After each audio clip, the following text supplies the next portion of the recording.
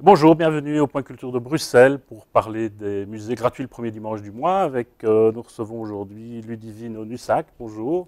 Bonjour. Ludivine Onussac est directrice du musée de l'imprimerie et des lettres de Wallonie à Thoin.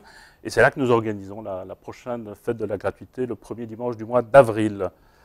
Alors, Madame Onussac, est-ce que vous pouvez nous donner envie en quelques mots de venir à votre musée?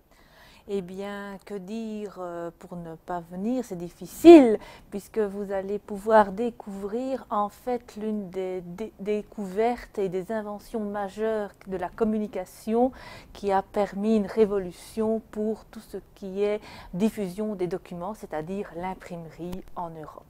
Donc, vous allez pouvoir admirer toute la composition des livres, c'est-à-dire que vous allez pouvoir voir comment on peut arriver à des éléments comme ceci à partir de simples tissus.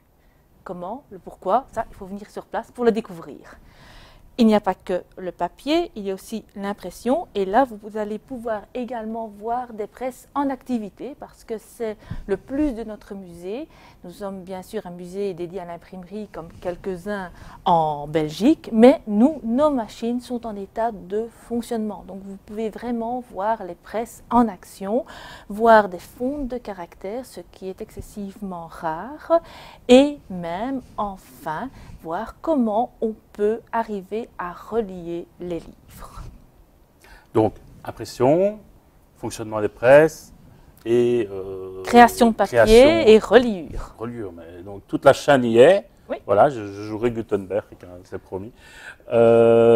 Alors, vous organisez aussi des expositions qui sont liées à ce thème. Il y en a une en cours pour le moment? Oui, en fait, nous souhaitons à la fois diffuser tout ce qui touche à l'imprimerie, mais également ce qui touche à la ville de Thoin dans laquelle nous sommes situés. Et donc, c'est comme ça qu'à présent, est à l'honneur une exposition sur Georges Cuisenaire, qui est un mathématicien, pédagogue, qui a mis au point une méthode d'apprentissage des calculs, des mathématiques tout à fait révolutionnaire pour l'époque et qui est basée sur des réglettes de nombres.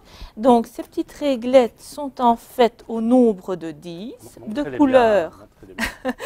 couleurs différentes, reprenant les chiffres de 1 à 10 par une méthode 1, un petit carré de 1 sur 1, et jusque la réglette orange 10, et permettant de faire tous les calculs, des plus simples en passant d'addition, soustraction, jusqu'à des calculs différentiels. Bon, moi, je ne suis pas mathématicienne, donc je laisserai le soin aux mathématiciens d'approfondir le sujet. Et donc, c'est cette méthode et cet homme qui a habité à Thoin et qui a permis d'inventer cette façon d'apprentissage de mathématiques qui est connue non seulement en Belgique, mais partout dans le monde. Donc, grâce à lui, Thoin est connu mondialement. On pourra calculer le prix de l'événement. Exactement. Ça, c'est facile, c'est gratuit. Alors, vous avez d'autres projets en termes d'exposition? Oui, tout à fait. Alors, la prochaine exposition qui va s'ouvrir le 3 mai, ce sera sur Jules Verne et ses voyages. Donc, à la fois pour l'imprimerie, bien sûr, les livres, avec une partie sur les collections Hetzel, les éditions Hetzel, qui sont tout à fait fondamentales dans la publication des œuvres de Jules Verne, mais également les thématiques des voyages et comment il a également influencé et a été influencé par les inventions de son temps.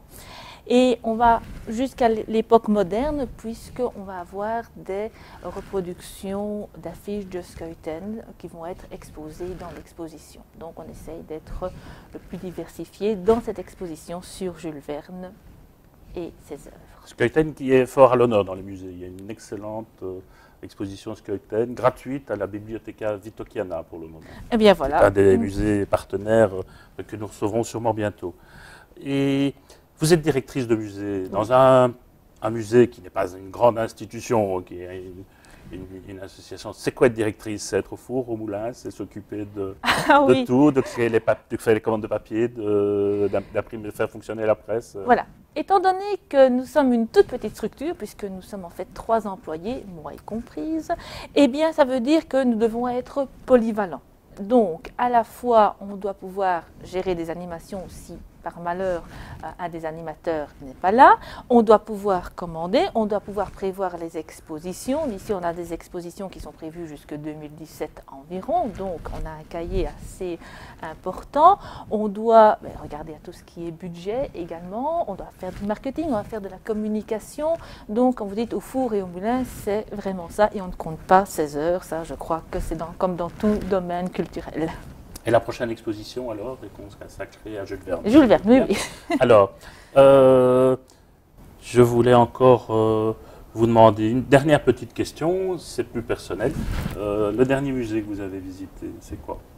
Alors, le dernier musée, en fait, c'était pas très loin de chez nous, c'est le centre de la gravure sur leur dernière exposition sur Baumgartner, qui est très très belle et que je vous conseille aussi. Merci, ils doivent venir aussi bientôt. On n'a pas encore retrouvé les dates. Merci de votre visite. Je vous en prie. Je vous donne le petit badge de l'association. Dans les musées, la gratuité, c'est maintenant. Je pense que je vous laisse pas encore remis. Non, voilà. Je vous remercie beaucoup en tout cas. Au plaisir. Merci. À bientôt. Au revoir.